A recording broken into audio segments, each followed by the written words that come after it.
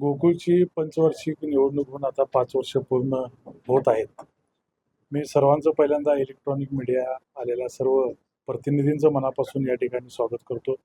मी कोल्हापूर जिल्ह्यातील तमाम दूध उत्पादक सभासद, गोकुळवर विश्वास ठेवणारे सर्व शुभहितचिंतक आणि सर्व प्रेस इलेक्ट्रॉनिक मीडियाचं मी मनापासून आभारी आहे.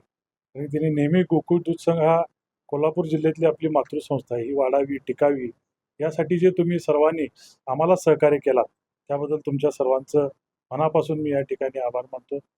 गेल्या 5 वर्षापूर्वी गोकुळ दूध संघाचं 12 ते 12.5 लाख लिटर दूध संकलन होत होतं. आता या 5 वर्षामध्ये आम्ही नवीन संचालक मंडळ आल्यापासून यामध्ये 16 ते 17 लाख दुधाची सरासरी यामध्ये वाढ झालेली आहे. आम्ही प्लस सीझनला 20,17,000 पर्यंत या ठिकाणी पोहोचलेलो आहे. म्हणजे 20 लाखाचाही टप्पा गोकुळ दूध संघानं दूध उत्पादक सभासदांच्या आशीर्वादानं आम्ही या ठिकाणी पार केलेला आहे. अनेक उच्चांक दूध संघाने या ठिकाणी गाठलेले आहेत. त्याचबरोबरीनं आपण विक्रीमध्येही उच्चांक गाठलेला आहे. आज मुंबईमध्ये तुम्हाला माहीत असेल 10 ते 10.5 लाख दुधाची विक्री आहे. पुण्यामध्ये 5 लाखाचा टप्पा विक्रीचा आपण त्या ठिकाणी गाठलेला आहे. अनेक नवनवीन योजना गोकुळ दूध संघानं जाहीर केलेल्या आहेत. 32 प्रकारच्या वेगवेगळ्या योजना या गोकुळ दूध संघाच्या माध्यमातून चालू आहेत. त्या सगळ्या योजना जुन्याच होत्या, परंतु त्यामध्ये आपण बदल करत आलेलो आहे नवीन काळानुसार. आज जातीवंत मोरा म्हशीला 50,000 रुपयेचं अनुदान गोकुळ दूध संघ देते. त्याचबरोबरीनं पशुखाद्यामध्ये 50 रुपये कमी करून ना नफा ना तोटा तत्वावर पशुखाद्य आपण दूध उत्पादक सभासदांना त्या ठिकाणी देतोय. आज IVF सारखं सिमेंट्स जे चितळेचं कमी दरामध्ये ना नफा ना तोटा या तत्वावर तुमच्या म्हशीला रेडीच होणार असं एक सिमेंट चितळेनं जे आणले ते आम्ही बाजारात शेतकऱ्यांच्यासाठी उपलब्ध करून दिलेलं आहे. डॉक्टरांची आमची सेवा आहे. फोन केला की आज फोन केला की उद्या डॉक्टर तुमच्या गोट्यावर तुमच्या घरामध्ये गोट्यात येणार अशा पद्धतीची हे डॉक्टरांचं जाळं कोल्हापूर जिल्ह्यामध्ये विणलेलं आहे. अशा अनेक योजना आपण दूध संघाच्या माध्यमातून या दूध वाढीसाठी दूध उत्पादक शेतकरी आज उसाला दुसरा जोडधंदा हा दुधाचा आहे. त्यामुळं हा शेतकरी टिकला पाहिजे, वाढला पाहिजे. आणि कैलासवासी आनंदराव पाटील चोईकर साहेबांची जी इच्छा होती की ग्रामीण भागातील दूध हे शहरी भागात गेला पाहिजे आणि शहरी भागातला पैसा हा माझ्या कोल्हापूर जिल्ह्यात आला पाहिजे, माझा शेतकरी आर्थिकदृष्ट्या सक्षम झाला पाहिजे, यासाठी या दूध संघाची स्थापना तिने केली होती. आज या दूध संघाचं वटवृक्षामध्ये त्या ठिकाणी रूपांतर झालेलं आहे.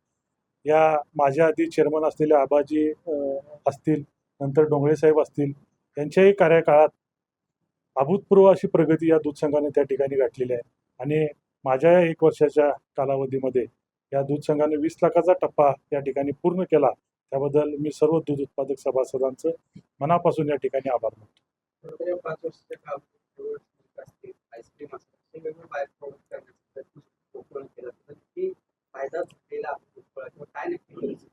बाय प्रोडक्टमुळं फायदा झालेलाच आहे. आणि गोकुळचंही नाव हे पुण्यामध्ये मुंबईमध्ये जे वाढलं दूध हे त्याचंच एक विक्रीला जे वाढलं दूध हे त्याचंच एक द्योतक आहे की बाय प्रोडक्ट प्रत्येकाच्या घराघरात गेल्यामुळेच दूध पण त्याबरोबरीनं गेलं हे त्याचंच एक उदाहरण. अरे पुन्हा एकदा मुंबई याचा परिणाम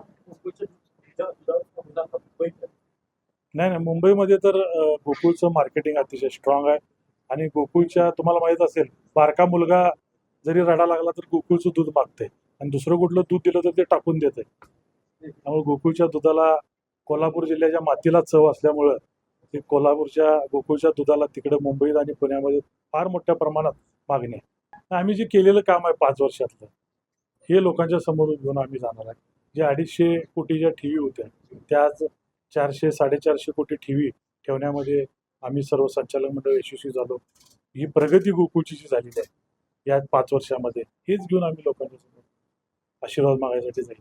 पण गोकुळवर जे भ्रष्टाचाराचे जे आरोप झाले त्याबाबत तुम्ही काय आढावा घेतला का? तुम्ही अध्यक्ष म्हणून संस्था कुठली बनताना खबर दिली तर मी तेच सांगितलं ना, यामध्ये कोणाला शंका असेल तर आम्ही त्याचा खुलासा करायला तयार. त्यांनी गोकुळचा पैसा हा भाजप वापरला गोकुळचा पैसा हा दूध उत्पादक सभासदांचा आहे. आम्ही काय मालक नाही या संस्थेचे. जरी आम्ही या संस्थेचे संचालक असलो तरी मालक हा दूध उत्पादक शेतकरी सभासद आहे, त्यांच्यासाठी वापरला जातो. त्यांच्या आरोपाचा जो घोष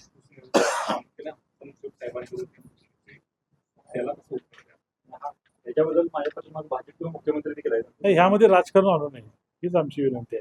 कारण की हे सगळे नेते मंडळी ह्यामध्ये महायुतीचे असतील या सगळे नेते मंडळी आहेत आमच्याबरोबर. या चेअरमन पदावर आल्यानंतर ती प्रतिक्रिया दिली होती की हा गोकुळचा चेअरमन हा महायुतीचा नंतर राजश्री शाहू विकास आघाडीचा चेअरमन आहे. संपताना ही स्थिती आहे की अध्यक्ष महायुतीचा. नाही, मी त्याच वेळी सांगितलं होतं ना. मी त्यावेळी राज्याचे मुख्यमंत्री, दोन्ही उपमुख्यमंत्री हे सर्व जिल्ह्यातील नेते मंडळींचं मी आभार मानलो होतो. मी सर्व समाविष्ट आहे, हम सब एक आहे. शिवसाहेब म्हटले की महायुतीचा महायुतीचा आहे असं त्यांचं अजय पटेल की म्हणतात माहिती अध्यक्ष आहेत पुण्यात. त्यात तुम्ही म्हणताय तर माहिती साहेब जर का शिवाजी पाटलांनी काही कागदपत्र आहेत तर ते वगैरे पाहायला मिळते. वगैरे काही कसं पाहता येईल त्याचं काय आवडतं? तिने माहिती घ्यावी आणि मग यावं. गोकुळ कसा चाललाय, काय चाललाय ही माहिती घ्यावी. लोकांच्याकडनं, शेतकऱ्यांच्याकडनं माहिती घ्यावी, मग यावं. पण गेल्या आठवड्याभर संस्थेवर अशा पद्धतीने आरोप तेच मी सांगितलं ना, हे चुकीचं आहे. संस्थेवर आरोप करणं हे चुकीचं आहे. संस्था वाढली पाहिजे, टिकली पाहिजे. आता एकच महाराष्ट्रामध्ये दूध संघ आहे, हा गोकुळ. ते नावारूपाला आलेला आहे. आज याचं वटवृक्षामध्ये रूपांतर झालेलं आहे. मग हे टिकवायचं काय करायचं हे आता सर्व नेते मंडळींनी ठरवायला पाहिजे. गोकुळ दूध संघ जितका बदनाम करायचा प्रयत्न केला जाईल त्या उलटी परिस्थिती निर्माण होईल असा विश्वास वाटतो. ते दूध उत्पादक सभासद त्यावर योग्य निर्णय देतील त्यांच्या मतातून.